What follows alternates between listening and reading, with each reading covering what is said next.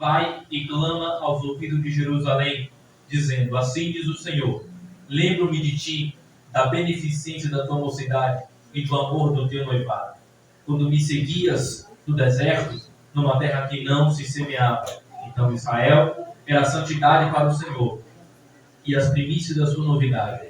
Todos os que devoravam eram vistos por culpados, o mal vinha sobre eles, diz o Senhor. Agora você vai para o versículo 7. E eu vos introduzi numa terra fértil, para comerdes o seu fruto e o seu bem. Mas quando nela entrastes, contaminastes a minha terra, e da minha herança fizestes uma abominação. Versículo de número 13. Porque o meu povo fez duas maldades. Quantas maldades? A mim me deixaram o manancial de águas vivas e cavaram cisternas rotas, quebradas, que não retêm águas. Meus irmãos, nessa noite, eu quero falar sobre cisternas quebradas. Como a cisterna de Israel estava quebrada espiritualmente. E hoje nós vamos refletir se de fato as nossas cisternas estão quebradas ou ainda estão com água. Jeremias 2 ocorre no final do século 7 a.C., durante o período do reinado do rei Josias, e que passou por um período de reformas religiosas superficiais após muitas décadas de idolatria profunda no reino dividido de Judá e Israel. Apesar da descoberta do livro da lei e de muitas reformas do rei Josias, conforme 2 Crônicas 34, o povo ainda continuava em idolatrias em montes, prostituição cultural e confiança em alianças com estrangeiros, Assíria, Egito, em vez da confiança em Deus, conforme o versículo 20. O que leva o próprio Deus a repreendê-los por uma infidelidade matrimonial espiritual. Deus compara a infidelidade de Israel para com ele com uma traição. A mesma coisa você vai encontrar no livro de Oséias, onde Deus repudia tanto e confronta tanto a infidelidade de Israel, que ele ordena que Oséias se case com uma prostituta, para simbolizar a infidelidade de Israel. Deus recorda carinhosamente a fidelidade de Israel durante o êxodo no deserto, quando o povo o seguia como noivo, mas lamenta que ao entrar na terra prometida, que ao entrar numa terra fértil, ela foi contaminada, ela foi corrompida com a idolatria que nasceu no coração do povo. O capítulo 2 destaca 2 pecados que o povo havia cometido. Esses pecados são tão graves que o profeta nem usa a expressão pecado ou iniquidade. Ele usa a expressão maldade ou até crime, a depender da sua tradução. Eles destacam o primeiro pecado, que foi o abandono a Deus. E o próprio Deus se refere no texto aqui, no versículo de número 13, como o manancial de águas vivas. Jeremias usa essa expressão e também usa a expressão para acusar o segundo pecado que eles cometeram, que foi de cavar cisternas rotas. A depender da tradução que você está usando, ele vai usar a expressão rachada, quebrada ou até mesmo rota, que simboliza os ídolos inúteis. Quando ele usa a expressão dizendo que eles haviam cavado cisternas quebradas, o que Jeremias está dizendo é que eles estavam procurando deuses fora de Israel. Essas cisternas são cisternas que elas até parecem que estão minadas, até parecem que tem água dentro, mas por dentro elas têm uma outra rota. Elas minam por outro lugar e a água vai se esvaindo. E isso tudo simboliza a futilidade da apostasia de Israel. Tudo isso não serviu para nada, conforme o versículo 13 e o versículo 19, se você for ler um pouquinho mais para frente. Israel é uma cisterna quebrada. Sacerdotes e líderes e o povo ignoraram Deus, eles rejeitaram os profetas, eles rejeitaram os castigos, eles haviam recusado as mensagens de Jeremias, que outrora no capítulo 1, se você ler lá no versículo 5, foi chamado para denunciar os males de Israel, e que tudo isso consequentemente resultou na miséria total de Israel. Entretanto, Deus é misericordioso. Ele promete restaurar Israel a partir do capítulo 30 e 33, garantindo uma cura espiritual e uma cura física, que aponta diretamente para o governo do Messias, que Jeremias usa a expressão, o renovo justo de Davi. Quando nós olhamos para o estado infiel de Israel, em Jeremias 2, nós percebemos que não há muita diferença entre o Israel de Deus no Antigo Testamento e a igreja, e algumas igrejas do Novo Testamento. Você percebe que temas como abandono espiritual, prostituição, rebeldia, ainda são revisitados no Novo Testamento. No final do primeiro século, Jesus ordena que João escreva as 7 igrejas da Ásia, que foram uma das maiores igrejas históricas aí no final do primeiro século. Apocalipse capítulo 2, versículo 4. A igreja de Éfeso era perseverante, ela desmascarava falsos profetas, não suportava o pecado. Mas Jesus os avisa que eles haviam perdido aquilo que era mais precioso, que era o primeiro amor.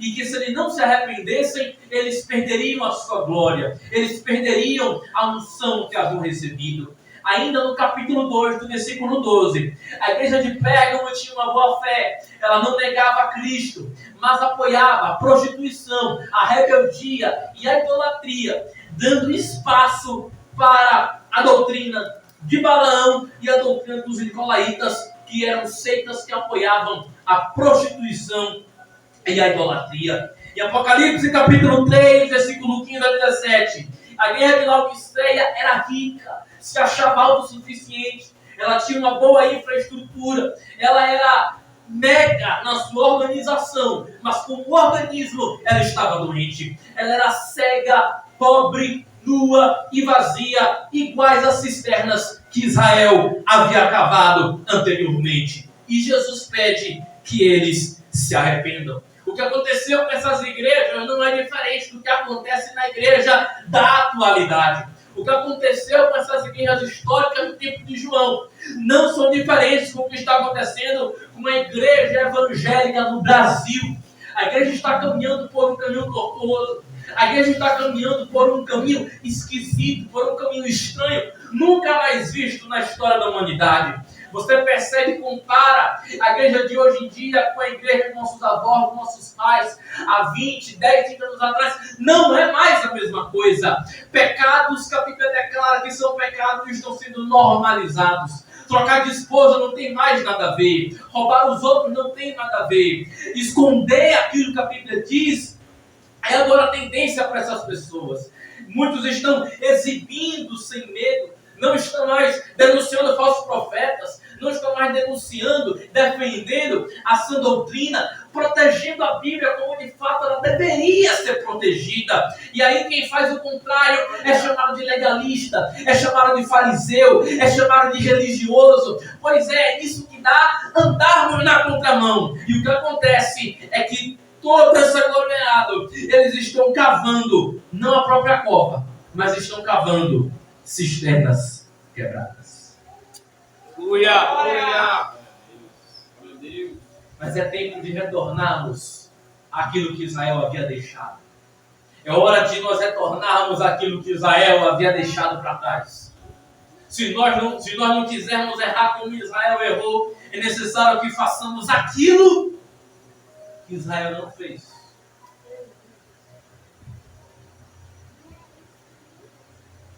Se você pensou que essa palavra era muito pesada, é porque mais pesada é o que vem acontecendo com a igreja da nossa geração. Se nós não voltarmos a esse amor, é melhor que fechemos nossas igrejas. Se não voltarmos à nossa essência original, é melhor que deixemos o título de crente. É melhor que rasgamos a Bíblia. É melhor que deixemos de lado o nosso título e viemos renunciar ao nosso título. Se nós não retornarmos a essa essência, é melhor que feche as portas. Porque Jesus falou para os discípulos: vão saber que vocês são meus discípulos quando vocês amam uns aos outros. Aleluia, Jesus. Glória a Deus. E se nós não retornarmos, vamos acabar como Israel. que outrora, antigamente, era a maior nação do tempo deles. Era a mais formosa. Deus tinha Israel como a menina dos olhos dele. Deus tinha Israel como uma noiva santa, uma noiva imaculada, uma esposa perfeitamente adornada. Não tinha pecado, não tinha mancha, não tinha erro. Deus tinha Israel como uma jovem bonita, mas que, pela corrupção do coração, se deixou levar pelas nações estrangeiras. E você percebe que tudo começa pelo coração. Você percebe que tudo começa pelas alianças. Outrora era a maior nação, a escolhida. Numa época em que nem os gentios, nem a gente estava no plano de salvação. Ela era a escolhida. Mas quando tudo nasce do coração, a insuficiência, a independência, ela se torna corrupta. E daí para frente ela se torna a rejeitada, a excluída, deixada de lado, de escanteio, no plano da salvação. E aí os tempos passaram, e os tempos chegaram. E você percebe que os papéis se inverteram. Porque João capítulo 1 mostra que eles haviam rejeitado aquilo que Deus mais estava guardando para lhes dar, que era o seu filho. Aleluia. Ele veio para o que era seu, mas os seus não receberam. E qual foi o povo que mais abraçou Jesus? Os gentios. Qual foi o povo que mais abraçou o Messias? Somos nós. E você percebe que de repente era tudo bonito e se torna a pior nação. A nação que não suporta ouvir sobre Jesus. Porque tudo começa na rebeldia. E quais foram os pecados que Israel cometeu? O primeiro deles é que Israel queria ser independente. Israel, eles não queriam mais saber de Deus. Uma das maiores brechas da apostasia é pensar que precisamos ser independentes. Quantos pecados Israel cometeu? 2. E nesses 2 pecados foi suficiente para se tornarem a pior nação. O erro de Israel foi pensar em que precisaram ser independentes. O maior erro de Israel foi pensar que eu posso cuidar de mim mesmo. Eu não preciso mais de Deus. Eu não preciso mais de maná do céu. Eu não preciso mais de coluna de fogo que me protege à noite. Eu não preciso mais de codornas que caem do céu. Eu não preciso mais disso. Eu me vivo. Eu acho meu próprio rumo. Eu não preciso mais de Yahvé. E aí que vem a brecha pelo qual Satanás entra. A independência. E aí você vê hoje, você tem grupo como desigrejados. E não, eu não preciso de pastor, eu não preciso de igreja, eu não preciso de liderança. Eu não preciso me submeter a uma organização. Inclusive, esse dia eu fiz um vídeo no canal do YouTube atacando o grupo. E pelo visto parece que teve efeito. Porque muitos magoados foram nos comentários e dizem: você não sabe o que está falando? Os falsos líderes te mandaram aqui para poder falar o que você não sabe. Porque eles pensam, eles têm uma síndrome de Messias. Eles pensam que só eles prestam. Eles pensam que descobriram a verdade depois de 2000 anos atrás. Por quê? É a síndrome da independência. É a síndrome de Israel. É pensar que não, porque eu achei o meu método e os outros que vieram depois que fiquem para trás. Independência. Israel cometeu o maior pecado que o ser humano pode cometer. Não é o adultério. Não é a prostituição. Não é o roubo. Não é a mentira. É a rebelião e a ingratidão. Eles se voltaram para Deus. Voltaram suas costas. Deus olha para trás e diz: eu fiz tudo por vocês. Vesti vocês. Dei de comer para vocês. Dei codornizes. Protegi vocês no Êxodo. Lá no versículo de número 2 e 3. Dei tudo o que vocês precisavam. e vocês voltaram as costas para mim. Essa é a independência. Só que eles se esqueceram que Salomão já havia alertado. Provérbios de número 6, Provérbios de número 3, 5 e 6. Confia no Senhor de todo o seu coração e não confie no seu próprio entendimento.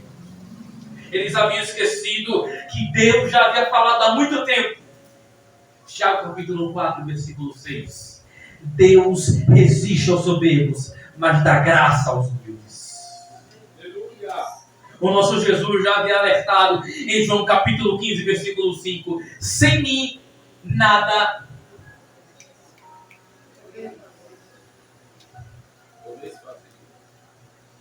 podeis fazer. Esse é o perigo de querer ser independente. Esse é o perigo de não querer mais depender de oração. Esse é o perigo de não querer mais depender de pastor. Esse é o perigo de querer não depender mais de jejum. Esse é o perigo de não querer mais depender de Bíblia. Esse é o perigo de não querer mais ter interesse pela comunhão. Esse é o perigo de eu rejeitar o sacrifício de Jesus na cruz. É independência.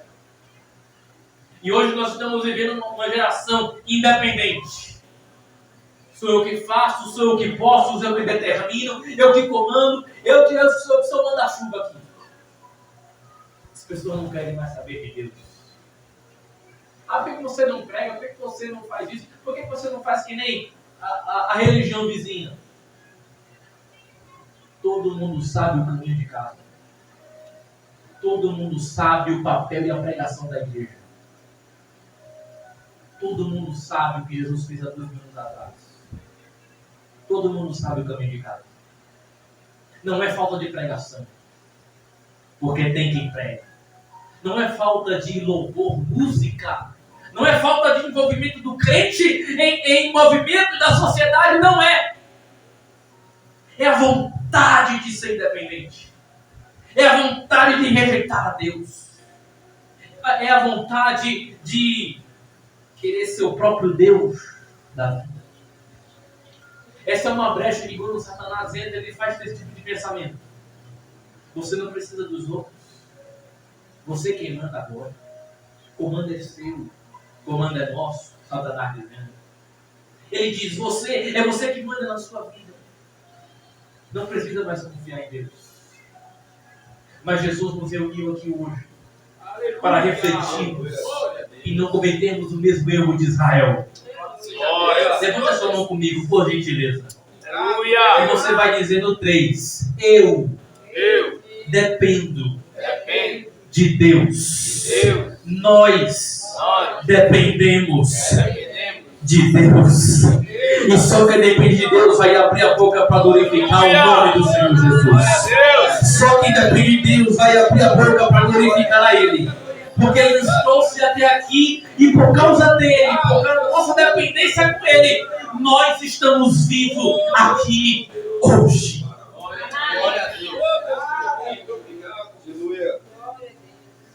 Segundo pecado que Israel cometeu foi o pecado da insuficiência. Para Israel, Deus não era mais suficiente. A expressão que Jeremias usa, lá no versículo 13, para mostrar a escolha de Israel para outros deuses, é cavar cisternas roucas. E na antiga Palestina, cavava-se muitas cisternas. Porque malmente tinha rio, malmente tinha praia, não tinha embasa, então eles precisavam de cisternas. E aí Jeremias usa um elemento da época para demonstrar a escolha deles por outros deuses. Ele diz que eles cavaram cisternas roucas, que no original significa quebrado, rachado. Quando Jesus não é suficiente, as pessoas tendem a buscar em outras respostas. Quando a igreja não é mais suficiente, eu preciso buscar algo que movimente-me. Quando a mensagem da igreja não é suficiente, eu preciso de um movimento que me atraia. Eu preciso de algo que me sacuda. Eu preciso de algo que me inflame. Não é diferente de Israel para hoje. Por que Jeremias está dizendo que eles cavaram cisternas quebradas? Porque eles foram buscar outro tipo de fonte. Deus usou Moisés para ferir a rocha e sair água. Jacó já tinha um poço que serviu de décadas de água. Mas eles foram buscar água em outros lugares. Eles foram buscar água em outras fontes. Eles foram comprar pão em outra padaria. Porque eles sentiram que não era mais suficiente. Eles perceberam que, não, Jesus, esse negócio de ser crente, esse negócio de igreja, isso não dá para mim não. Eu quero desviar. E tem gente que diz que não é possível. Mas é possível. Hoje as pessoas escolhem. Esse negócio de ser crente aí, não está mais na moda. Não. Isso aí é coisa do meu avô, do meu bisavô, isso aí. Não. Agora, Jesus é outro papo, velho. As pessoas colocaram na cabeça que isso aqui é insuficiente. As pessoas colocaram na cabeça que a morte de Jesus na cruz não é suficiente. Tem que ter outra coisa para preencher o vazio. E hoje temos o quê? Tem até crente visitando um cartomante. Tem crente indo na vizinha cigana para alemão.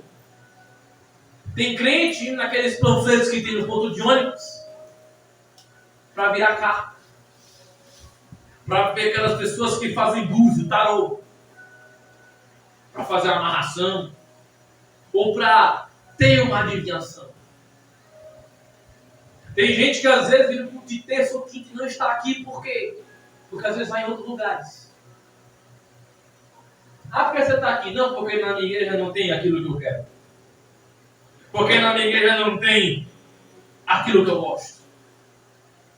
Na igreja é só Bíblia, é só palavra. Eu não aguento mais isso. Eu quero um movimento. Eu quero um replé. E as pessoas vão atrás. Eu quero saber da campanha. E aí se iludem com falsos profetas. Tome, leve aqui o seu envelopezinho.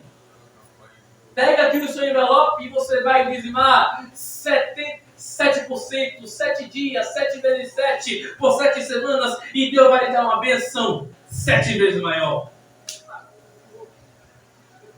E aí se iludem. Vão atrás de envelope. Vão atrás de porcentagem. Vão atrás de barganha. Porque caiu na linguagem do falso profeta. Que tem a aparência de ovelha, mas está vestido de lobo por dentro. Querendo sugar o dinheiro dos fiéis. Enquanto tiver quem cobre, tem quem paga. Essa é a nossa realidade, não tem outra. É isso que estamos vivendo. As pessoas querem beber em outras fontes. Querem outra Bíblia. Teve um influenciador aí que disse que, se possível, reescreveria a Bíblia. Tiraria aquelas partes que falam de pecado, deixaria só o que deve. Só o que é bonito. Antigamente tinha a caixinha de promessa. Você comprava e só lia coisa boa. Mas ler a Bíblia ninguém quer. A mensagem que confronta ninguém quer. Aleluia! Tem pregador que já perdeu a agenda. Por quê? Porque ele não prega o que o público quer ouvir. Ele prega aquilo que eles precisam ouvir. Tem pregador que não tem mais 30 dias cheio de agenda. Porque ele prega a mensagem do céu. E a mensagem do céu, quando é do céu, pode ser consolo, pode ser cachado, pode ser lapada, pode ser o que for. Mas quando é do céu, cura a alma. As cisternas que Israel estavam cavando, cavava, e a água ia embora. Por quê? Porque o cara vai no adivinho, o cara vai no falso profeta. Ele vai, faz um rodeio. Ele procura coisas para preencher o espaço vazio, mas não preenche. Porque só quem pode preencher a alma do ser humano é Jesus. Só quem pode preencher a alma do crente é Jesus de Nazaré. E não tem outra coisa. Não adianta procurarmos a presença dele em movimento. Não adianta procurarmos ele em coisas que não edificam, que não convêm. O único lugar em que vamos achar Jesus, a sua presença, é na sua palavra. É por isso que temos uma geração doente. Porque ela desprezou aquilo que Deus mais zelou por séculos, que foi a sua palavra. Nossos irmãos protestantes foram queimados vivos por traduzirem essa palavra. Irmãos que foram excomungados da católica, essa história não conta, viu? Porque traduziram a Bíblia para a língua do povo. E hoje temos uma geração que quer cavar cisternas, que pensam que estão transbordando, mas estão minando para outro lugar. Porque no mundo não tem cisterna firme. No mundo, a cisterna que o cara cava vai minar, vai vazar, vai rachar. Mas a cisterna que você cavar aqui na presença de Deus vai viver transbordando, vai viver cheia de água, água limpa. Deus lá no versículo 13 diz: a mim me deixaram um manancial de águas vivas. Aleluia! No mundo você não vai encontrar uma água limpa. Lá fora você não vai encontrar uma água pura. Você vai encontrar água suja. Você vai encontrar uma água que vai ser difícil de beber. Até desce. Mas não vai te trazer cura nenhuma. A água que você beber lá pode até entrar no seu estômago. Mas quando chegar no intestino, vai dar indigestão. Porque até desce, mas não digere. Não cura. Não te limpa. Não sara seu passado. Não cura seu psicológico. Não busque no psicólogo aquilo que é o Espírito Santo tratar. Não queira buscar no psicanalista aquilo que a Bíblia já quer tratar com você há um tempo. E não anula a eficácia da medicina, da psicologia. Tem irmãos crentes que trabalham com isso. Mas tem pessoas que querem buscar algo espiritual e um fator psicológico. Não é, irmão Valdir, mas uma coisa tem a ver com a outra. Não tem. Uma coisa é espiritual e outra coisa é psicológica. Temos que se tratar, sim. Mas tem pessoas que querem buscar o espiritual em outros lugares que não é. O espiritual se cura com a Bíblia. E o psicologicamente se cura com profissionais. E hoje não falta pregadores que tentam substituir a Bíblia por técnica. Os líderes e sacerdotes de Israel estavam quebrados também. Estavam corrompidos. Queriam trazer algo novo, novidade. Eles rejeitavam as mensagens de Jeremias e outros profetas. Jeremias está foi jogado no poço. Porque eles não queriam mais saber da mensagem que sempre deu certo. Mas queriam algo diferente. Queriam algo novo. E esse também é um grande problema de hoje. Porque as pessoas querem misturar as coisas. As pessoas querem também colocar aquilo que não se deve. Substituir a palavra. Usar técnica de manipulação. Usar técnica para tentar quebrantar sua alma. Mas isso não adianta. Isso não cura pecado. Isso pode até parecer bonitinho, mas não sara feridas que são internas. Isso pode até parecer que dá certo. Isso até dá algumas agendas, Mas isso não expulsa demônio. O que expulsa demônio, que cura pecado, é a palavra de Deus. Aleluia. O que cura o psicológico do homem é a palavra de Deus. Não adianta você tentar beber de outra fonte, porque a fonte, a água que vai te curar, a água que vai matar a sua sede, o alimento que vai matar a sua fome é a palavra do Deus vivo. E quando usamos a palavra, vamos glorificar a Deus na hora da palavra, porque é a palavra que cura o homem e rege a igreja. Aleluia. Oh, Santo Senhor. Jesus disse em João 4, uma mulher samaritana chegou para Jesus e falou assim: o senhor falando de outra fonte, de outra água, eu quero essa fonte aqui todo dia, está aqui desde que meu pai Jacó, há anos aqui já, o senhor e agora quer falar de outra fonte? E Jesus dizendo: ó, essa fonte aí veio até de um patriarca, está aí há um tempo, mas quando vocês bebem, sentem sede de novo. Mas a água que eu lhes dou e que vocês bebem, vocês não tornam a ter sede. Jesus não estava falando de algo literal, de algo físico. Jesus estava tratando de algo espiritual. Pegando algo material e comparando com o mundo espiritual. Foi o que Jeremias fez.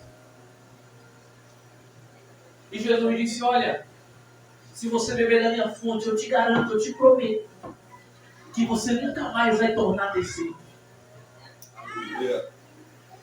Quando Jesus estava pregando lá em João 6, ele disse: eu sou o pão vivo que desceu do céu. Aleluia.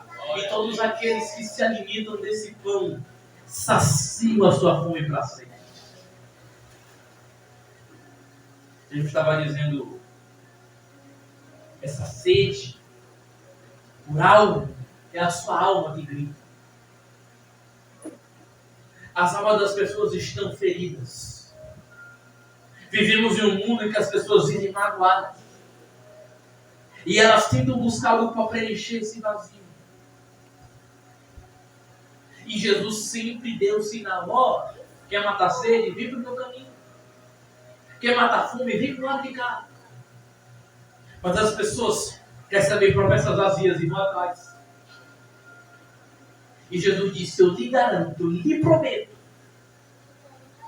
E quando a mulher experimentou da água dele, ela nunca mais teve sede.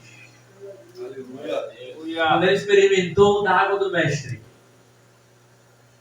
Jesus disse que ela tinha 5 maridos. Até os maridos que não era dela, ela largou. Porque quando provamos da água de Jesus, tudo fica para trás. Aleluia. A roupa velha é lavada. Glória a Deus. E Jesus nos dá roupas novas. Glória. E Ele nem vai fazer você pegar as roupas velhas, lavar e botar você para vestir de novo, não. Ele vai pegar as roupas velhas, vai descartar e vai dar um guarda-roupa novo. Porque é isso que Jesus faz com a gente. Tem pessoas que querem pegar o remendo velho e colocar no pano novo. Querendo trazer o mundo para dentro da igreja. Mas o que Jesus faz é, Ele faz uma purificação. Tira a água suja, tira a água que está fedendo. E lava o ser humano com uma água limpa. E lava o ser humano com uma água que não pode encontrar em lugar nenhum. Não é uma água que você encontra na esquina, que você compra de R$2, não. É uma água que você só encontra na comunhão com Deus. Aleluia. E a igreja não precisa abandonar Deus. A igreja não precisa cometer o mesmo erro de Israel, de tentar ser independente e achar que Jesus é insuficiente. Nós não precisamos disso. Porque Deus já nos deu aquilo que já é mais que suficiente. A salvação é pela graça. Porque se fosse pelas obras, morreríamos tentando nos salvar. É verdade. E nada do que o ser humano pode fazer seria capaz de quitar o débito que ele tinha com Deus. É verdade. Mas somente o sacrifício de Jesus na cruz Glória. foi capaz de quitar os nossos débitos. Somente o sacrifício de Jesus foi capaz de quitar as nossas dívidas. É por isso que Paulo vai dizer essa nossa pela graça, e no lugar fala que ninguém se glorie. Porque nada foi capaz de nos livrar do pecado a não ser a cruz de Cristo. O que o Pai nos deu foi suficiente. O que Ele nos deu não tem comparação. A cruz foi a maior demonstração de amor da humanidade. Inclusive, essa era a mensagem que eu trazia naquele dia. Porque não houve nenhum tipo de demonstração maior. Não teve nenhuma outra história de amor maior do que essa. Você tem obras de William Shakespeare, James Cameron e tantos outros. Mas você não pode comparar nenhuma delas com a história de amor da cruz de Cristo. Aleluia! Você não consegue comparar essas tantas obras, essas poesias mundanas, e comparar com a história da cruz. Porque o que Jesus fez lá, nenhum ator foi capaz de fazer. Nem mesmo o sacrifício do diretor que fez a Paixão de Cristo foi capaz de substituir o sacrifício da cruz. Porque se você achou que aquele filme mostrou, na realidade foi pior. Você olha para as grandes obras cinematográficas e pensa, foi estreito. Não, na realidade foi muito pior do que você imagina. Não existe nenhuma pintura, nada que demonstre a crueldade que fizeram com ele. Jesus na cruz estava febril, com as costas abertas. Nenhum médico hoje conseguiria costurar o corpo dele de volta. Suou sangue. Estava com cãibra. Suportando no seu pulmão o peso do seu próprio corpo. E numa cruz em que a madeira não era lavrada, farpinha no dedo dói, né? Pois é. Agora imagine as portas abertas, dentro para ver o osso, e a madeira da cruz sem estar lavrada, com farpinhas penetrando. E hoje temos uma geração de crentes que querem desviar por qualquer besteira. E hoje temos uma geração de crentes que querem desviar porque a irmã não quis vender velho para mim na cantina. Porque eu olhei para o irmão e ele não me deu paz do Senhor. Porque eu preguei e ninguém deu glória. Porque eu preguei e ninguém me deu abraço no final. E o que Jesus passou, será que foi para isso? Aleluia! E o filho que o pai deu, será que foi para eu desviar por causa disso? Não foi. As pessoas parecem que perderam o bom senso. Será que de fato vale a pena eu desviar por causa de bobagem?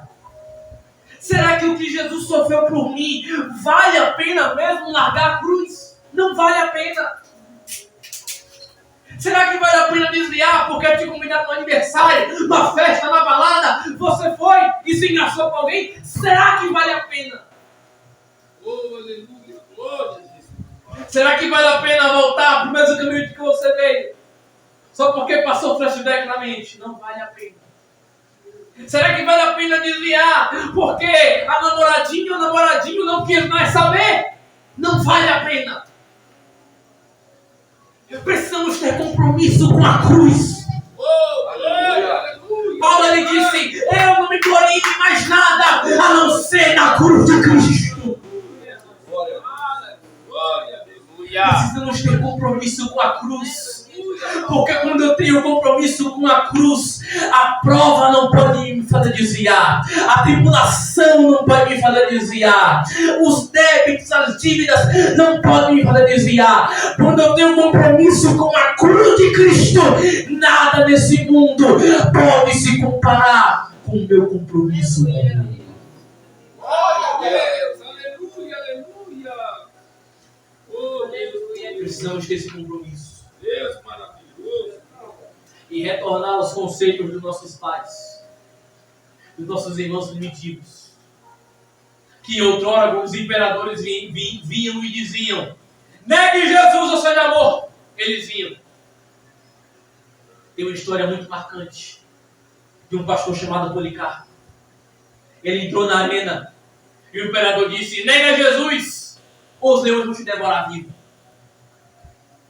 Nega Jesus, ou iremos te cremar vivo. Sabe o que ele falou? Já era idoso, velho. Ele chegou e disse assim: olha, por que o senhor não solta logo esses leões? Por que o senhor não acende logo essa fogueira? Porque eu estou pronto para morrer pelo meu Senhor. Glória a Deus. Glória a Deus. Imperadores falaram: rapaz, tem certeza? Ele disse: tenho. Porque eu sirvo a Jesus há 85 anos e ele nunca me fez mal nenhum. E ele responde: como agora, depois de tanto tempo, eu negar o meu Senhor? E o relato histórico diz que enquanto ele cremava, ele louvava a Deus. Aleluia, papai. E assim como ele morreu, a maioria dos nossos irmãos morreram. E hoje, se alguém colocasse uma metralhadora na sua cara e dissesse: nega Jesus ou morra agora, a maioria negaria. Glória a Deus. Pelo jeito que a igreja brasileira, evangélica no Brasil anda caminhando, isso não aconteceria hoje. É mais fácil ela se vender. É mais fácil ela fazer a cura. Mas Jesus não fez a cura. Jesus se entregou de corpo, alma e espírito. Aleluia. Pilatos disse: ó, se você deixar, eu posso dar um jeito de te livrar. Pela minha vontade, tu nem vai para a cruz. Jesus olhou para Pilatos e falou assim: nenhum poder tu tens sobre mim. Glória. Jesus não fez acordo para se livrar da cruz. E nós não podemos negociar a nossa fé por coisas pequenas, coisas mínimas. E infelizmente, temos pessoas que às vezes nem querem mais saber da comunhão. E que por coisas pequenas deixam de congregar. E nos aproximamos mais daquilo que nos afasta do que aquilo que nos aproxima. Hoje mesmo um camarada me chamou no Instagram e ele disse assim: olha, eu ouvi o que você postou aí e eu não concordo. Porque herdar o reino e ser salvo são coisas diferentes. E eu expliquei para o camarada: rapaz, não é assim não. 1 Coríntios 6 diz que quando eu estou salvo, automaticamente eu herdo o reino.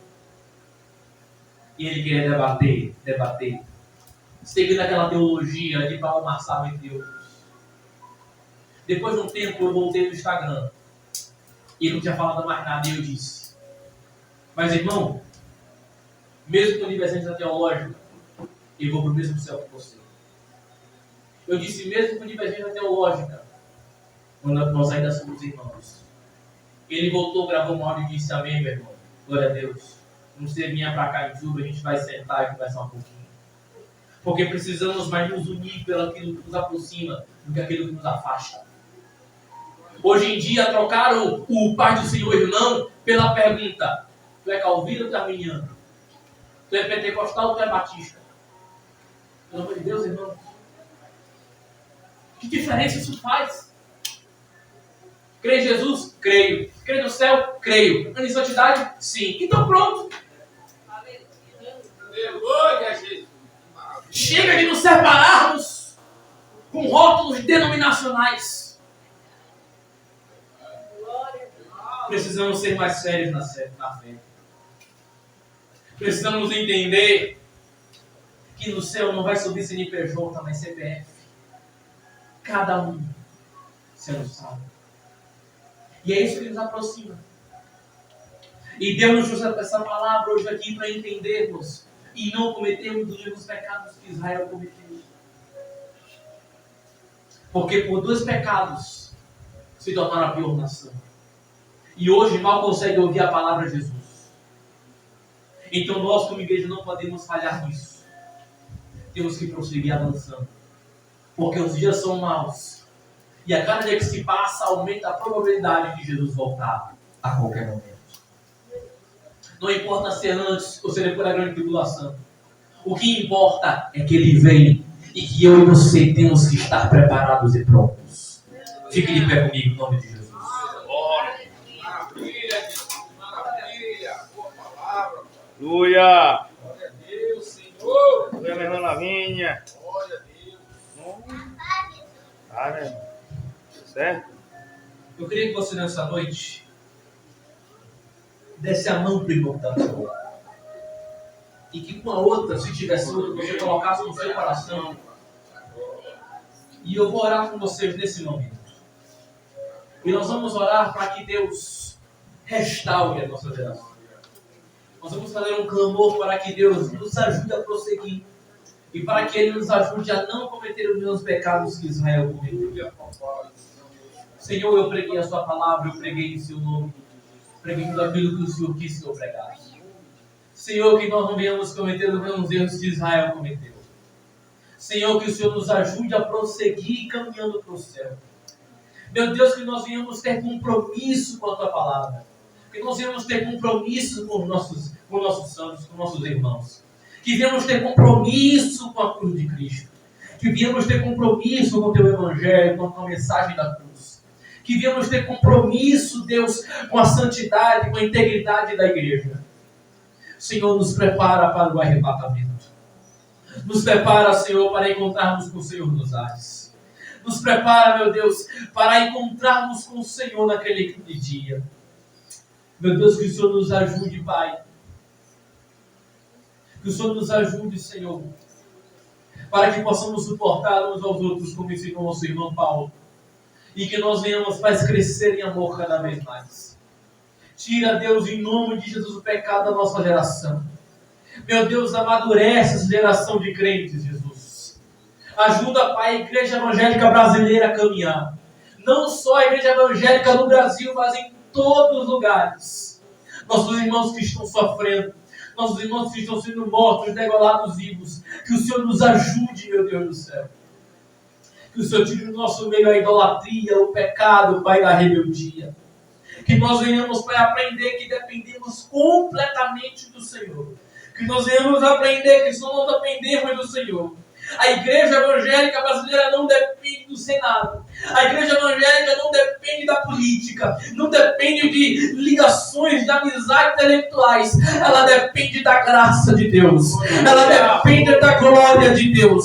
Ela depende da presença de Deus. Nos ajuda, Deus, a dependermos totalmente do Senhor. E o que o Senhor venha não deixar cavarmos cisternas com rotas, meu Deus do céu. Que as nossas cisternas venham estar consertadas, sem vazamento de água, Deus.